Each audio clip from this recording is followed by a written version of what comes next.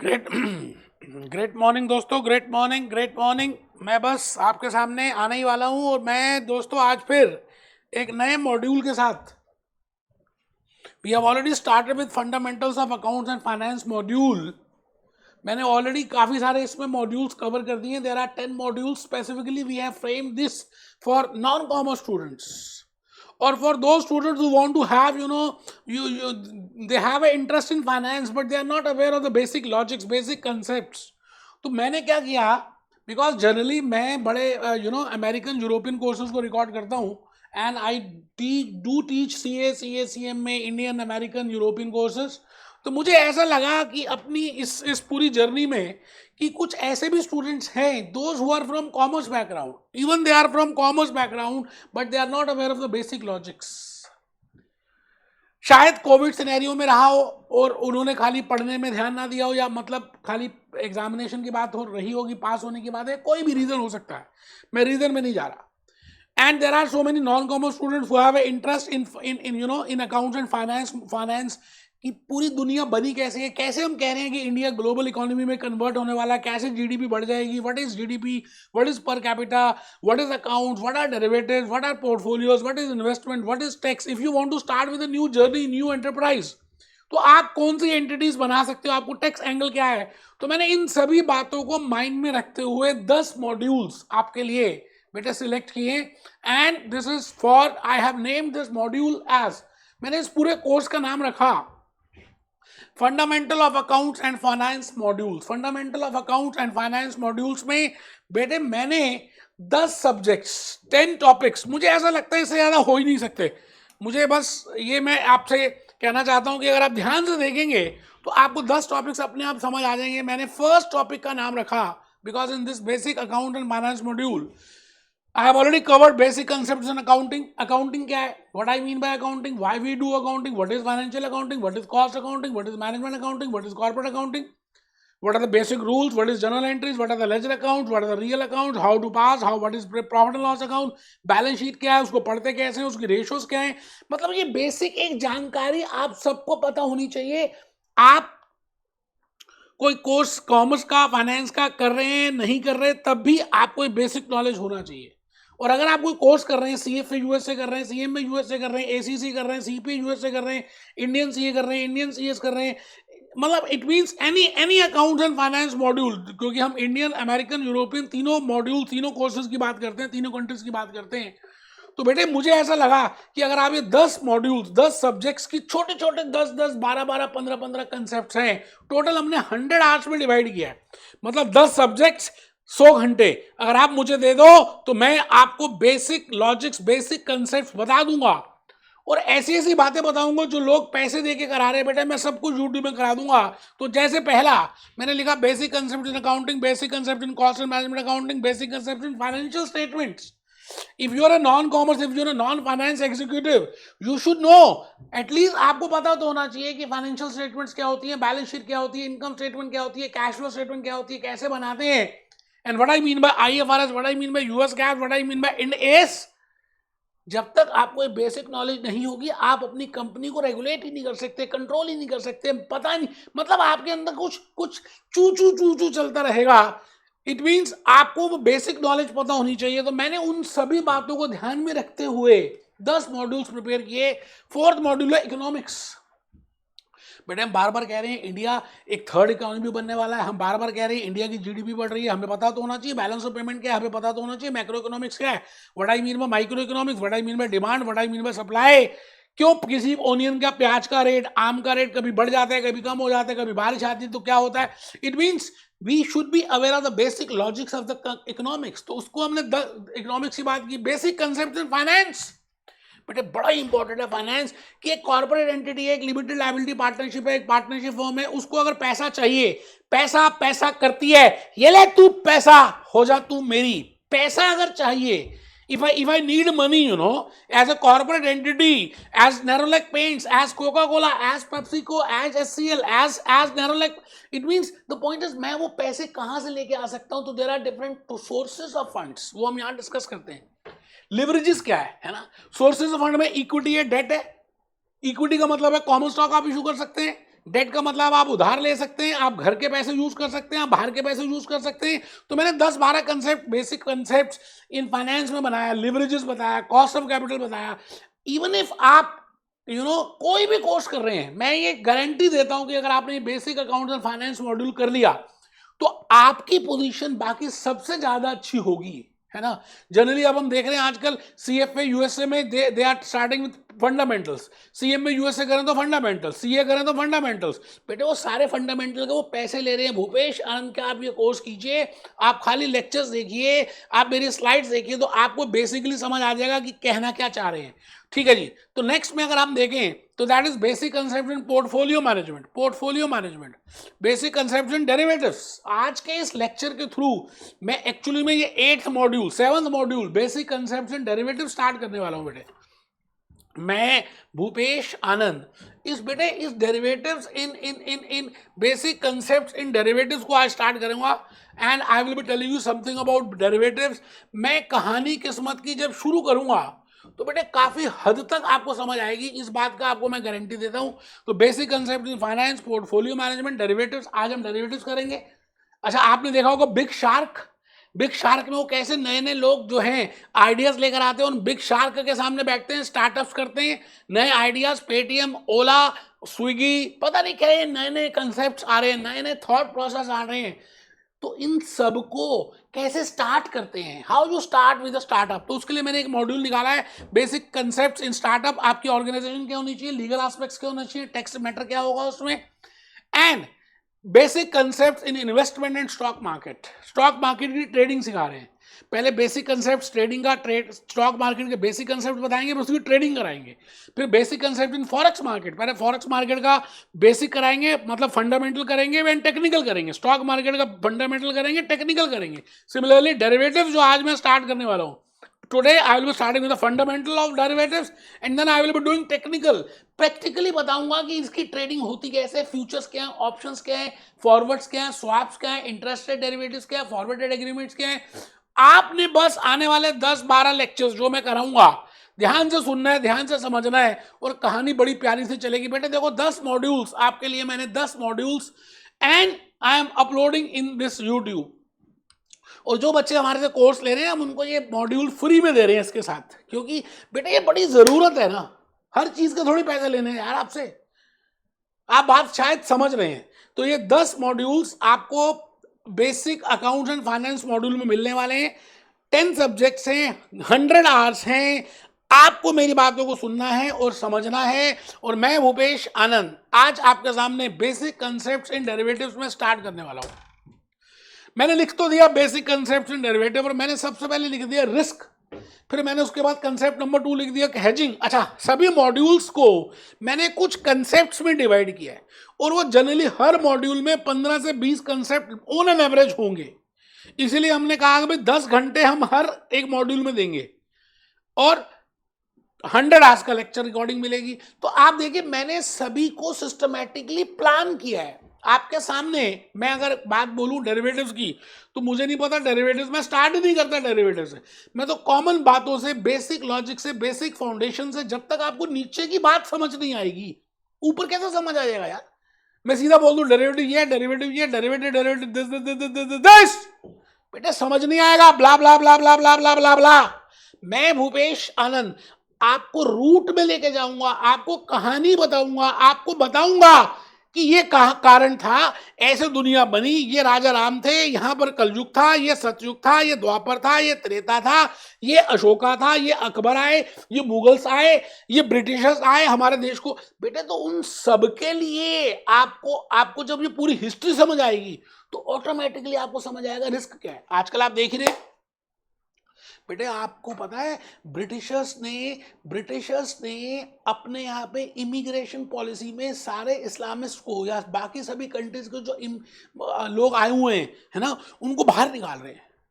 इससे पहले ग्रीस में हुआ था ऐसा, उससे पहले डेनमार्क में हुआ था ऐसे। अब सवाल ये आता है कि ऐसा हो क्यों रहा है। रशिया वर्सेस यूक्रेन का अगर आप लड़ाई देखें तो आज मुझे लगता है 2, 2.5, 3 साल हो चुके हैं, बेटे लड़ाई खत्म होने का नाम नहीं ले रही। फिर इधर देखिए तो आप इजराइल वर्सेस गाजा, फिर इजराइल वर्सेस ईरान, मतलब जैसे पता नहीं क्या हो गया सबको यार। क्या हो चुका है मेरे को तो ये समझ नहीं आती, सब पागल से हो गए, है ना। तो इसका मतलब आप अगर इस पूरे एनवायरनमेंट को देखें, कोविड सिनेरियो को देखें, और जापान में तो अब नया एक वायरस आ गया, अभी मैं दिखाऊंगा आपको, है ना। It is just like it is more dangerous as compare to covid. तो सवाल ये आ रहा है कि आपको एग्जामिनेशन देते हैं, you know, so there is uncertainty. आप घर से सुबह निकलते हैं, there is uncertainty. As a business enterprise if I start a trading in a financial year, there is uncertainty. पता नहीं कोका कोला में भी देयर इज अनसर्टेनिटी कि आगे उतनी सेल होगी या नहीं होगी, क्या कोई अपनी कोई एनर्जी ड्रिंक तो नहीं लेके आ जाएगा, क्या ज्यादा ऐसा तो नहीं हो जाएगा, दिल हूं करे घबराए। आपको लगता है ना ऐसा होता है, तो बेटे मैं वहीं से स्टार्ट करूंगा और उसके बाद धीरे धीरे धीरे धीरे धीरे धीरे धीरे धीरे सोल्यूशन की तरफ आएंगे और डेरिवेटिव्स में पहुंच जाएंगे, जिससे कि आपको लॉजिकली पता तो चलेगी इसका जन्म हुआ क्यों। यदा यदा धर्मस्य ग्लानि भवति भारता, जब जब धर्म की हानि हुई बेटे, तदा तदा अभ्युत्थानम, तभी तभी धर्म को स्थापना के लिए किसी का अवतार हुआ। सभी रिलीजन्स में, मैं खाली हिंदू रिलीजन की बात नहीं कर रहा, सभी रिलीजन्स में ऐसा हुआ। तो आज हम पहले मुद्दे को समझेंगे, हम सीधा डेरिवेटिव में छलांग नहीं मारेंगे, हम सीधा स्विमिंग सीखने के लिए स्विमिंग पूल में छलांग नहीं मारेंगे। पहले समझेंगे तो सही कि बेसिक लॉजिक्स क्या है, बबल्स कैसे लेते हैं पानी में जाकर, हाथ पांव कैसे चलाते हैं, स्विमिंग कॉस्ट्यूम क्या होता है, कैप क्या होती है, गॉगल्स क्या होते हैं, कितनी डेप्थ में जाना है, कैसे लेना है, ब्रीदिंग कैसे करनी है, फिर स्विमिंग में लेकर जाऊंगा और फिर उसकी किताब पढ़ेंगे। कहने का मतलब है आप स्विमिंग की 1000 किताब पढ़ लो, अगर आप स्विमिंग पूल के अंदर नहीं जाओगे तो बेटे तैरना नहीं आएगा, ये बात तो समझ आती है। लेकिन तैरने के लिए आपको स्विमिंग पूल जाना पड़ेगा, लेकिन स्विमिंग पूल में जाने से पहले थोड़ी सी बेसिक बातें आपको पता होंगी। मतलब डेरिवेटिव्स को करने से पहले अगर आपको ये थोड़ा सा पता होगा कि क्या प्रॉब्लम्स आई, फिर क्या दिक्कत आई, और फिर हम डेरिवेटिव्स को की तरफ क्यों बढ़े, क्या होते क्या ये डेरिवेटिव्स, क्या वायदा होता है, क्या वचन होते हैं, क्या क्या होता है हमें नहीं पता। मैं भूपेश आनंद आपको सब कुछ बताऊंगा in this basic concepts in derivatives. मैंने पहला कंसेप्ट आपको सिखाना है रिस्क का, फिर हेजिंग सीखेंगे, फिर डेरिवेटिव सीखेंगे, फिर टाइप्स ऑफ डेरिवेटिव सीखेंगे, स्टॉक मार्केट के सेगमेंट सीखेंगे, फॉरवर्ड कॉन्ट्रैक्ट, वचनों की बात होगी, तू मेरा मैं तेरी, रिंग सेरेमनी होती है एक लड़के की लड़की के साथ, रिंग सेरेमनी में वो एक दूसरे को वचन देते हैं कि मैं कुछ महीनों के बाद तेरे साथ शादी कर लूंगा। कई बार वचन नहीं निभाते, आपने देखा होगा हीरो हीरोइंस रिंग सेरेमनी कर लेते लेकिन शादी नहीं होती। तो फॉरवर्ड कॉन्ट्रैक्ट को सीखेंगे, फिर फॉरवर्ड कॉन्ट्रैक्ट में क्या कमियां थी, धीरे धीरे फ्यूचर क्यों आया, फ्यूचर कॉन्ट्रैक्ट को सीखेंगे, फिर फ्यूचर में भी क्या वीकनेसेस थी, ऑप्शन क्यों आया, ऑप्शन कॉन्ट्रैक्ट को सीखेंगे, स्वैप्स को सीखेंगे, फॉरवर्डेड एग्रीमेंट्स को सीखेंगे। बेटे डेरिवेटिव्स बड़े प्रकार के हो सकते हैं, मेरे को ऐसा लगता है कि अगर आपको बेसिक नॉलेज चाहिए तो ये 5 अगर आप डेरिवेटिव समझ लेंगे तो लॉजिकली आपको ज्यादा पता चलेगा। फिर मैं डिफरेंसेस बताऊंगा फॉरवर्ड और फ्यूचर के बारे में, ऑप्शन के बारे में, ऑप्शन के साथ हम डिस्कस करेंगे अमेरिकन ऑप्शन, यूरोपियन ऑप्शन, चित्र बनाएंगे। आपने ये सोचना ही नहीं है कि आप नॉन कॉमर्स के हैं, आपको ये पता ही नहीं होना चाहिए कि आपको ये पहले से पता है। यकीन मानिए आपको मैं एक एक बात ऐसी बता डालूंगा जो शायद आपने पहले पढ़ा भी हो लेकिन आपको पता ना हो। भूपेश आनंद बताएगा। बेटा इन सारे कंसेप्ट को हम डिस्कस करेंगे। It means I will be discussing with 25 concepts. मैं 25 कंसेप्ट्स लगभग फंडामेंटल में डिस्कस करूंगा, फिर हम इसका टेक्निकल पार्ट करेंगे, इसकी ट्रेडिंग करेंगे। तो जो टेक्निकल पार्ट है वो हम पेड बेसिस में रख रहे हैं, फंडामेंटल हम आपको यूट्यूब में देंगे।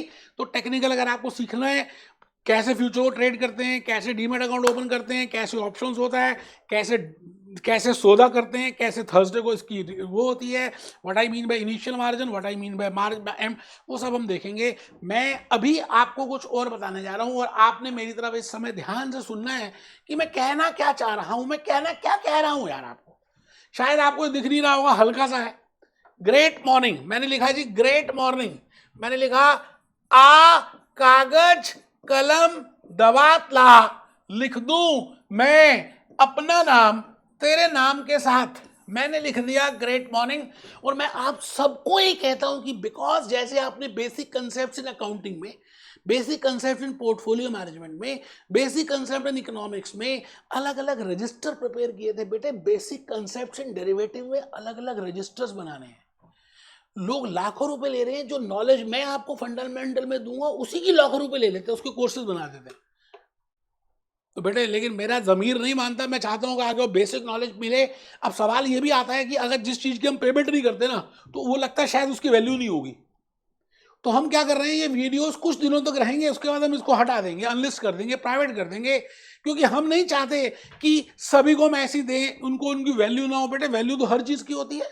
तो आप सभी रजिस्टर ओपन करें, कमर बिल्कुल सीधी करके बैठेंगे। Even if you are a senior citizen and you want to learn about derivatives, you want to learn about futures, मैं सीए, मैं कंपनी सेक्रेटरी, मैं कॉस्ट अकाउंटेंट, मैं अमेरिकन, मैं लंदन, मैंने सारे मैक्सिमम कोर्सेज कर लिए हैं।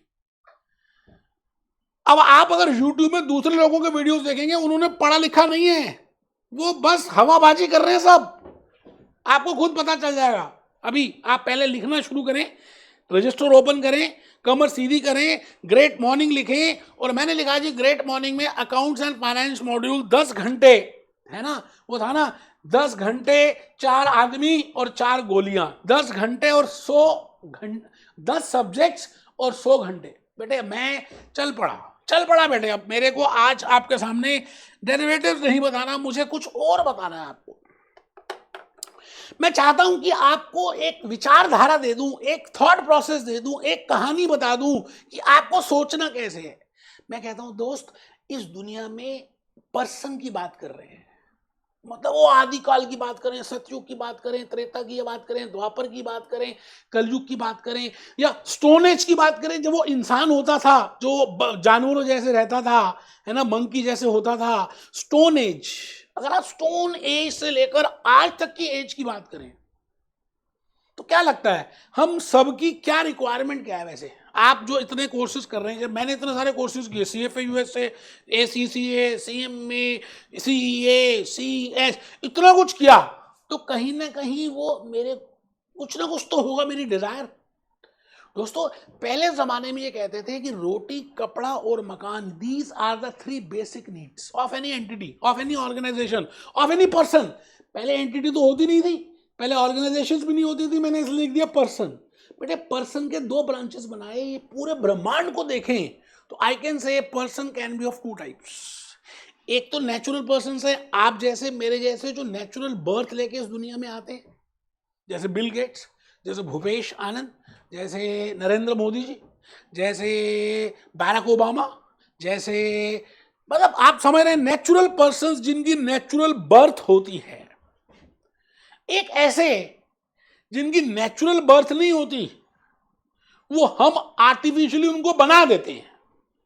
जैसे जैसे समाज बढ़ा, जैसे जैसे मॉडर्नाइजेशन हुई, डेवलपमेंट हुई, ऑर्गेनाइजेशन हुई, एंटिटीज बनी, रेगुलेशंस आई, तो हमने क्या किया, कुछ पर्संस को बना दिया। हमने मान लिया कि ये लिमिटेड लायबिलिटी पार्टनरशिप है, हमने मान लिया कि ये प्रोप्राइटरशिप फर्म है, हमने मान लिया कि ये NGO है, हमने मान लिया कि ये लिमिटेड कंपनी है, हमने मान लिया कि ये पार्टनरशिप फर्म है, हमने मान लिया कि ये लिमिटेड, मतलब भी हमने, उनका सबका किसी का नेचुरल बर्थ नहीं हुआ,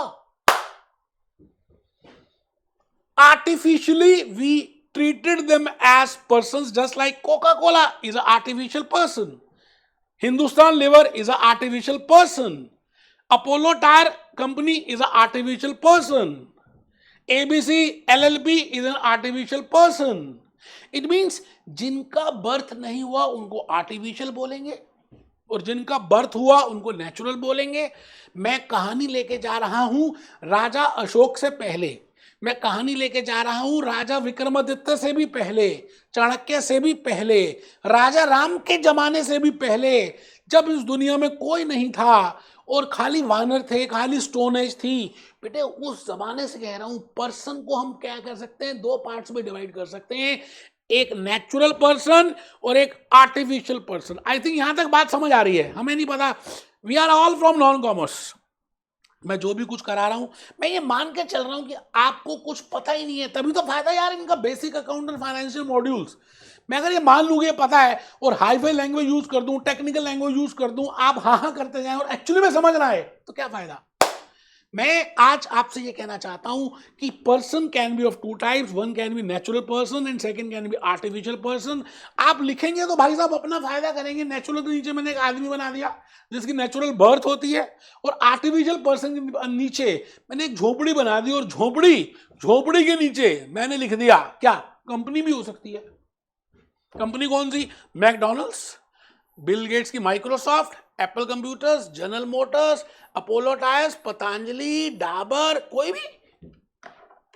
अब अगर वो फीचर फुलफिल करती है कंपनी के, तो हम कहेंगे कंपनी पाव भाजी खाते हैं तो आपको पता है उसके फीचर्स क्या होते हैं, पानी पूरी खाते हैं तो उसके फीचर्स क्या होते हैं, आलू बोंडा खाते हैं तो उसके फीचर्स क्या होते हैं, आलू की टिक्की खाते हैं तो फीचर्स क्या होते हैं। It means we have different types of features.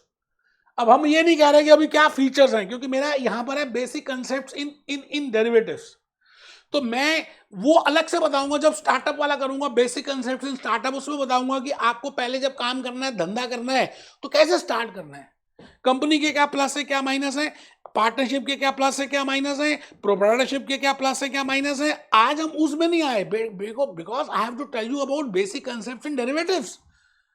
अभी मैंने डेरिवेटिव्स का डी भी नहीं बताया, मुझे लगता है मैं बताऊंगा भी नहीं, अभी 2-3 लेक्चर्स तक नहीं बताऊंगा, क्योंकि मैं चाहता हूं कि मैं बुर्ज खलीफा जैसे आपकी फाउंडेशन स्ट्रांग कर दूं। आप बताइए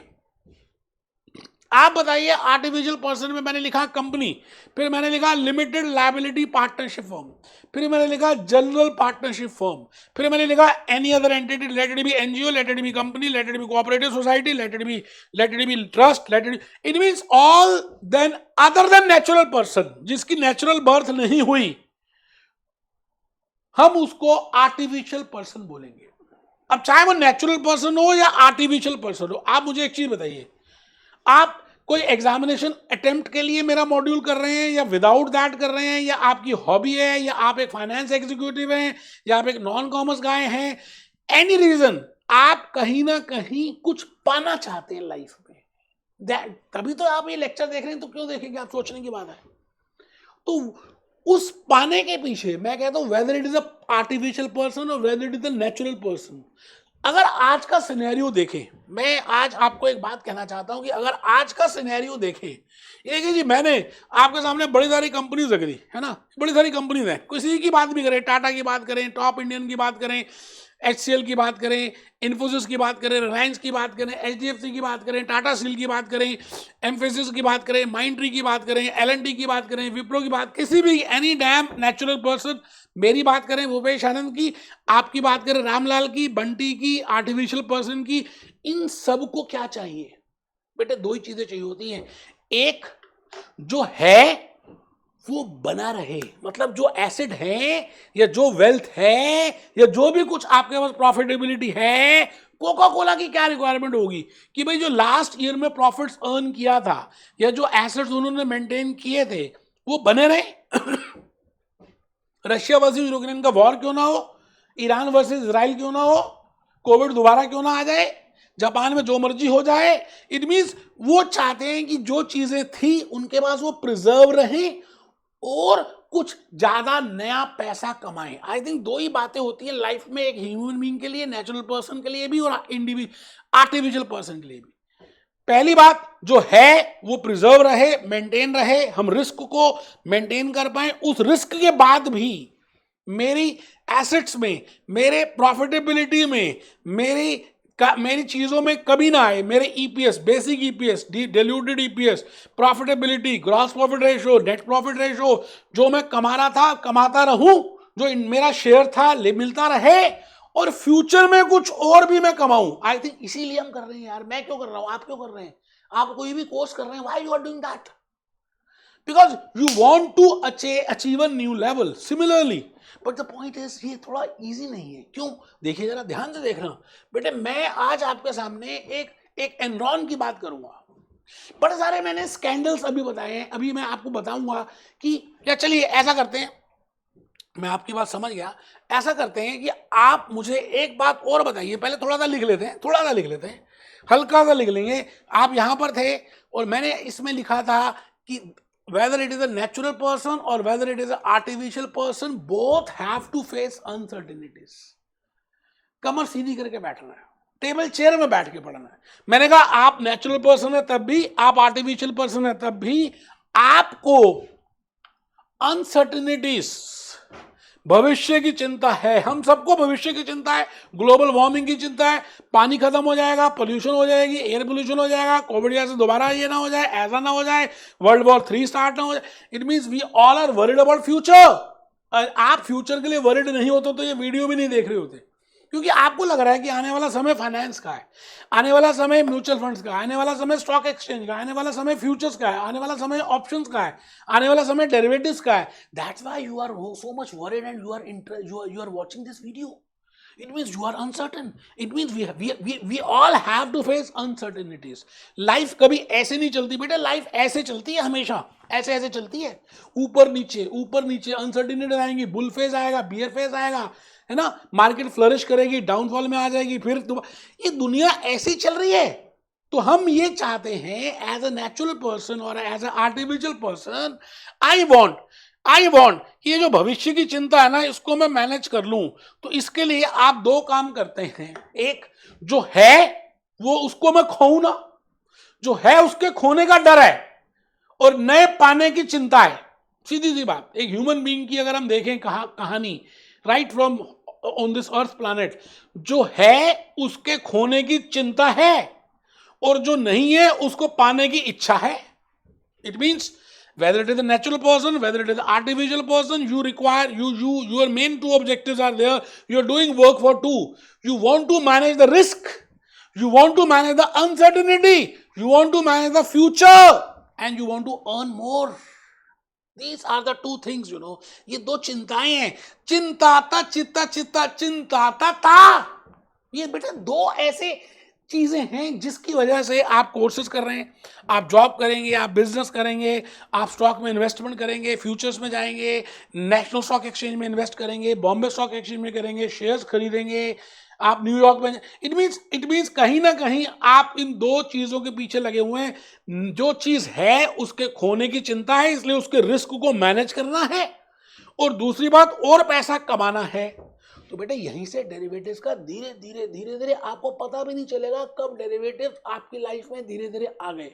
पहले बताओ यहां तक ठीक है, सभी बच्चों ने लिख लिया क्या? To manage the risk, and second is to earn money. पैसे कैसे कमाने देखेंगे, एक्टिव मनी क्या होता है देखेंगे। आप जॉब कर सकते हैं, आप बिजनेस कर सकते हैं, आप एक एंटिटी को रन कर सकते हैं, आप स्टार्टअप कर सकते हैं, आप स्टॉक एक्सचेंज में इन्वेस्टमेंट कर सकते हैं, आप ट्रेडर बन सकते हैं, आप फ्यूचर और ऑप्शन वो देखेंगे। आई एम नॉट अभी मैं वो डिटेल में नहीं जा रहा। मैं खाली ये कहना चाहता हूं कि अगर आप नेचुरल पर्सन है या आर्टिफिशियल पर्सन है, there are 2 things which you are main worried about. You want to manage the risk and you want to earn money. मैं आज आपसे पूछता हूं रिस्क है क्या? सभी बच्चों ने बोलना है बेटे, भले आप मेरे से दूर हो, बेटे मन से दूर तो नहीं हो। कमर सीधी करके बैठना है और सोचना है, बताना है, कमेंट लिखना है कि आपको क्या लगता है as a student what is the meaning of risk. Narendra Modi ji को क्या लगता है as a 3rd time prime minister बन गए तो as a risk. Trudeau Canadian prime minister को क्या लगता है एज अ रिस्क। पुतिन को क्या लगता है as a risk. Coca Cola company के सीईओ को क्या लगता है risk. You are a CFO of Nerolac Paints, क्या लगता है what is the meaning of risk? सोचिए ना, आप खुद सोचिए। मैं तो ये चाहता हूं कि ये लॉजिक, ये चैप्टर, ये डेरिवेटिव्स बेटे कुछ नया है ही नहीं। मैंने कुछ नई बात बतानी नहीं है, आप ही से निकलेगी और आप ही में घुस जाएगी। बेटे शून्य हो चला हूं, इन्फिनिटी है ये दुनिया। आपने बताना है कि रिस्क क्या है। If we see from student prospective, if I see from industrialist prospective, if I see from investor prospective, investor क्या सोचता है कि रिस्क क्या है। अच्छा, एक एरोप्लेन चलाने वाला क्या रिस्क है, एक बोइंग चलाने वाले का क्या रिस्क है, as a Pakistan prime minister क्या रिस्क है, as a Indian prime minister क्या रिस्क है, as a Chinese prime minister क्या रिस्क है। मतलब आप समझ रहे हैं जो मैं कहना चाहता हूं बेटे, अलग अलग तरह के रिस्क है। But because my discussion is towards business. We are a finance executive.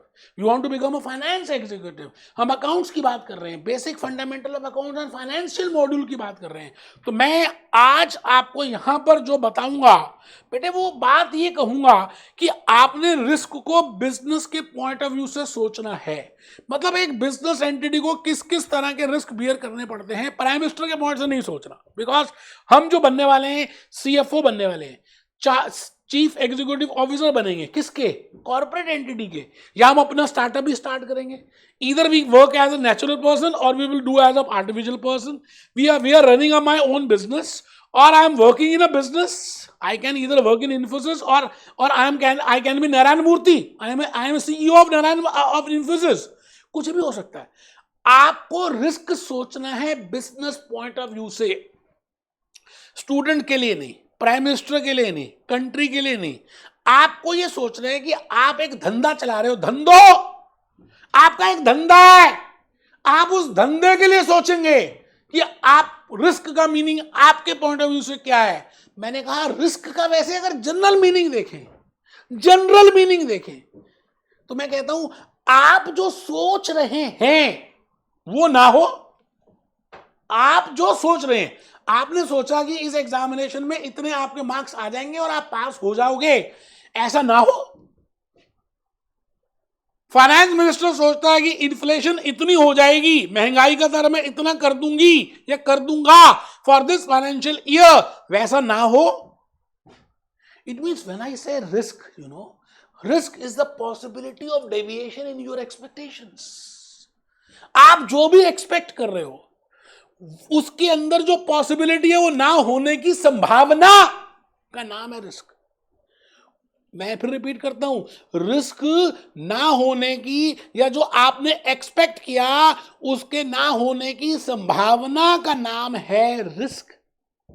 I think I am able to explain you what I want to say in regard to risk. It is a general meaning. ना धीरे धीरे प्यार को बढ़ाएंगे, हद से गुजर जाएंगे. अब हम आएंगे धीरे धीरे रिस्क को बिजनेस के पॉइंट ऑफ व्यू से देखेंगे.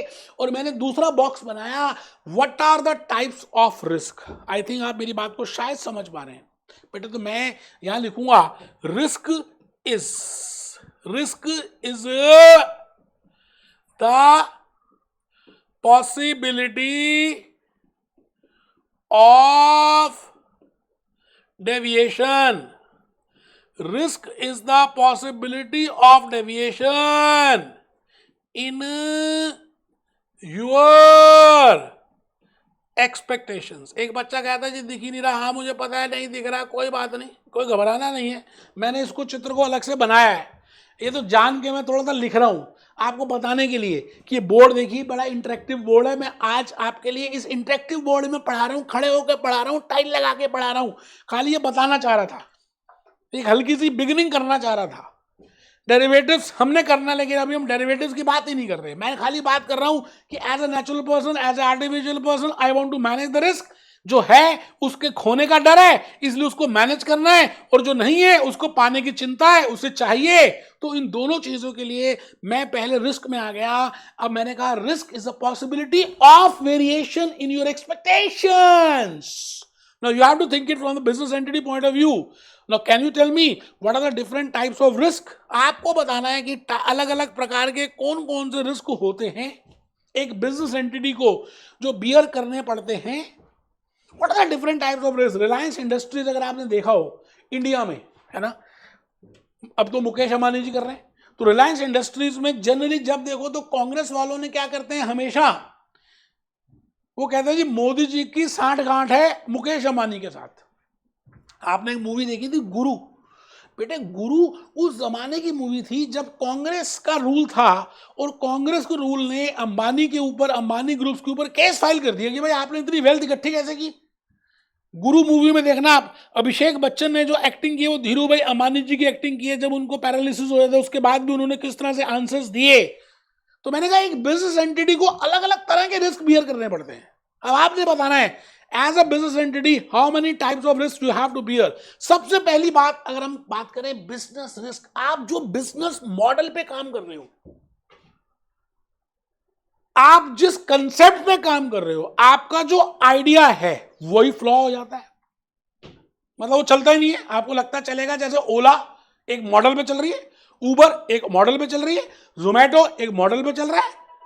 It means the point is आप ये देखिए कि उन सभी के लिए आपको एक बात ये समझनी है कि हर कंपनी इस समय मॉडल पे चल रही है। अगर जैसे किंगफिशर एयरलाइंस की बात करें, बेटे किंगफिशर एयरलाइंस एक मॉडल पे चली और आज वो कंपनी खत्म हो चुकी है। एनरॉन एक मॉडल पे चला, आज उस कंपनी का नामो निशान खत्म हो गया। लेमन ब्रदर्स एक मॉडल पे चली, खत्म। सहारा इंडिया खत्म, सत्यम कंप्यूटर्स खत्म। पता नहीं ऐसे हजारों कंपनियां होंगी, अमेरिकन भी, इंडियन भी, यूरोपियन भी, जो आज एग्जिस्ट नहीं कर रही, बिकॉज उनका जो बिजनेस मॉडल था वही खराब था। तो मैंने कहा there can be different types of risk. आज हम उन्हीं रिस्क की बात करेंगे। तो आप सभी ने क्या करना है, यहां पर आना है और मेरे बात को ध्यान से सुनना है। जो मैं कहने जा रहा हूं आपने उस बॉक्स में लिखना है, बेटे रिस्क इज द, मैंने कंसेप्ट नंबर 1 लिखा है, कंसेप्ट नंबर 1 लिखा है introduction / meaning of risk. Risk is the possibility of variation. Risk is the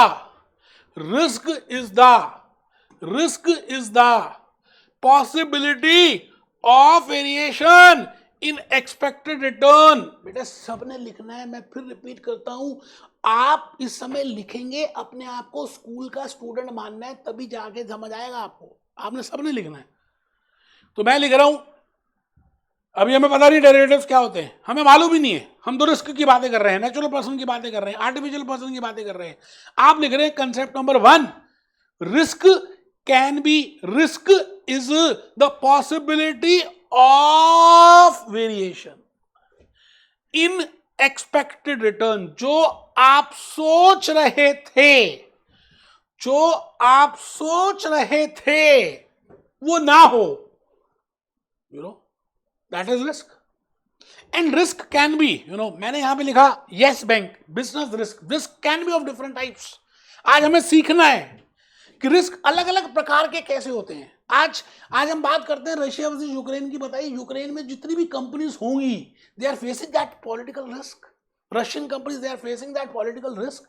आज उनकी जीडीपी खत्म हो गई, इकोनॉमिक डेवलपमेंट खत्म हो गई, पर कैपिटा इनकम खत्म हो गया, लोग मर गए, मतलब आप ये समझ रहे हैं ना कि एक बिजनेस एंटिटी, आप ये बताइए कोका कोला की यूक्रेन में एक कंपनी होगी, मान लेते हैं उन्होंने एक सब्सिडरी बनाई होगी, तो यूक्रेन में क्या पता वो कोका कोला की कंपनी जो है, जो कोल्ड ड्रिंक्स बेचती होगी, वहां पे वॉर की कंडीशन चल रही है, तो कोका कोला कौन पिएगा? It means that will not be a priority. If they have to make a choice between milk and cold drink, they will make a choice for the milk. It means we have different types of risk। पहला risk आप लिख रहे हैं business risk. आपने सभी बच्चों ने पहला रिस्क लिखा बिजनेस रिस्क। बिजनेस में एक तो है जी यस बैंक, मैंने एग्जांपल दिया है, लेमैन ब्रदर्स, पेटीएम, सत्यम कंप्यूटर्स, किंगफिशर एयरलाइन, सहारा इंडिया, जनरल मोटर्स। आप एक बार गूगल करो ना और वहां पे डालो ना कि कितनी कंपनी जो इंसॉल्वेंट हो गई, बैंकरप्ट हो गई ड्यू टू बिजनेस रिस्क। आज उनका मॉडल खत्म हो चुका है। बेटे मैं पहले physical face to face lectures पढ़ाता था। आज जो बच्चों ने, जो टीचर्स ने फिजिकल से ऑनलाइन में ट्रांसफर नहीं किया, आज खत्म हो गए, नष्टो नाबाद, कोई नहीं जानता अब उनको। It is a business risk. भगवान कृष्ण ने अर्जुन को यही बात बोली थी कि अर्जुन एक बात सुन ले, इस दुनिया में हर व्यक्ति चलता, ये पूरा संसार जो है चलायमान है, सब कुछ बदल रहा है। पहले जमाने में आप वो मोबाइल फोन्स क्या लेते थे, वो नोकिया के फोन लेते थे जिसमें पुश बटन होता था, फिर टच स्क्रीन आ गई, फिर आईपैड्स आ गए, पहले ओनिडा टीवी होता था, टीवी दूसरे होते थे जिसका एंटीना ऊपर जाके घुमाना पड़ता था, आजकल एलसीडी आ गए, फिर एलईडी आ गए। जैसे दुनिया बदल सी रही है यार। वॉशिंग मशीन पहले कुछ होती थी, अब कुछ हो गई। It means there is an involvement of business risk, there is an involvement of technological risk, there is an involvement of political risk.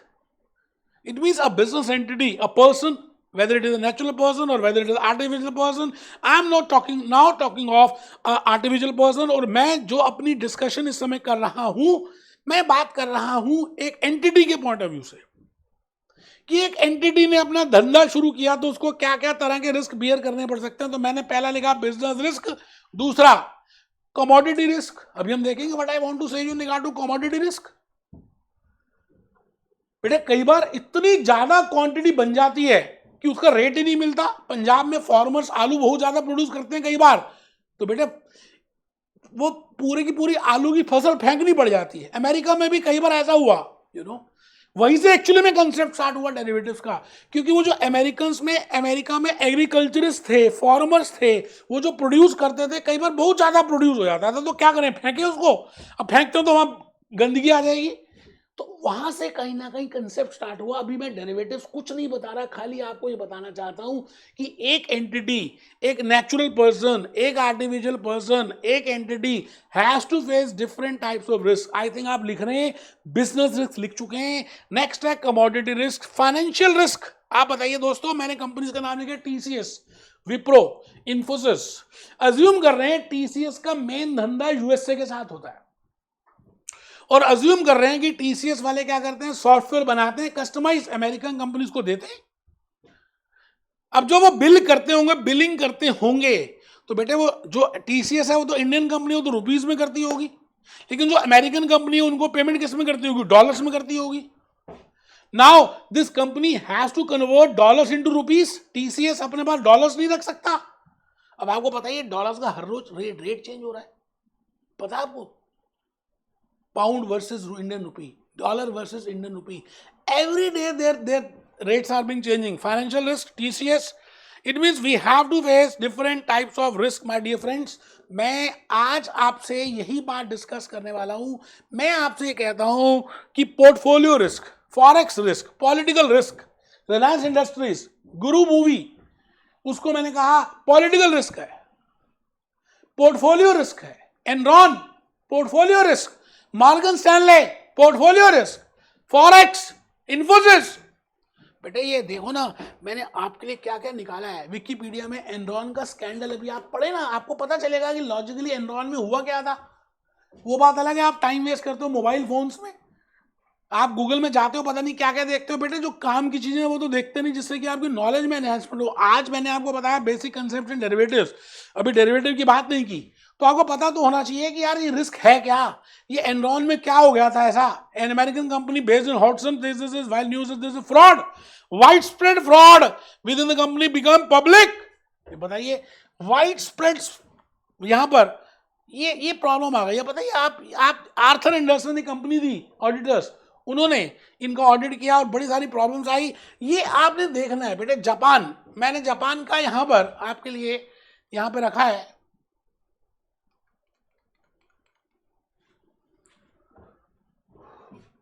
चलिए कोई नहीं, अभी तक जब तक आ रहा है. आजकल आपको पता है यूके में इमिग्रेशन की बड़ी प्रॉब्लम चल रही है. लोग निकल रहे हैं, आ रहे हैं, हट रहे हैं, प्रोसेस है, रिस्क है.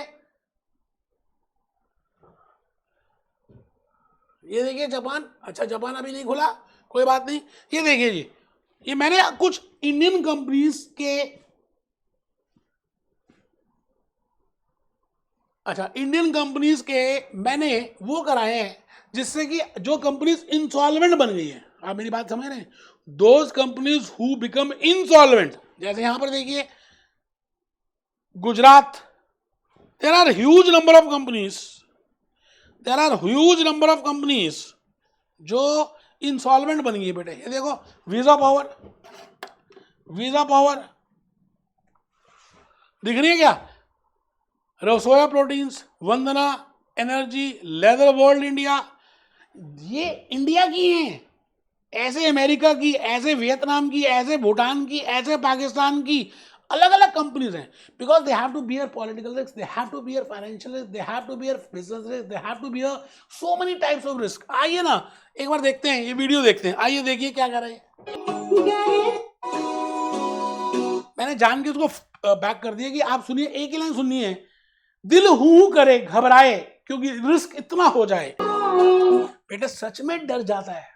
आज अगर आप वर्ल्ड की पोजीशन देखें, कनाडियन की पोजीशन देखें, ब्रिटिशर्स की देखें, लंदन में देखें, अमेरिकन देखें, रशिया देखें, ईरान देखें, इंडिया देखें, तो सच में ग्लोबल वार्मिंग देखें तो मन डर जाता है कि आगे क्या होगा। It means there is a huge amount of risk. Now the point is, if there is a huge amount of risk, तो हम कैसे उन सभी चीजों को करेंगे। अब आपको पता है G20 में अभी लीडरशिप हमारी, अब तो हो गए 2-3 साल, G20 में इंडिया ने लीडरशिप की थी, G7 अभी अभी हो गया। ये क्यों हो रहा है? ग्लोबल वार्मिंग क्या है? Because high temperature worsening, just have a look on this, many types of disasters including storms, heat waves, floods, droughts, अलग अलग तरह की चीजें हो सकती है, अलग अलग बातें आ सकती हैं। आप मेरी बात को शायद समझ रहे हैं। मैं भूपेश आनंद, मैंने कुछ नहीं बताया जी आज, मैंने खाली एक छोटी सी बात बताई है कि हम कर रहे हैं basic in accounts and financial module, उसमें 10 मॉड्यूल्स हैं, उसमें एक मॉड्यूल का नाम है बेसिक कंसेप्ट एंड डेरिवेटिव्स, उसको स्टार्ट किया, उसके 25 कंसेप्ट कराने हैं। अच्छा, उन 25 कंसेप्ट्स को में से मैंने अभी कहानी शुरू की रिस्क के ऊपर।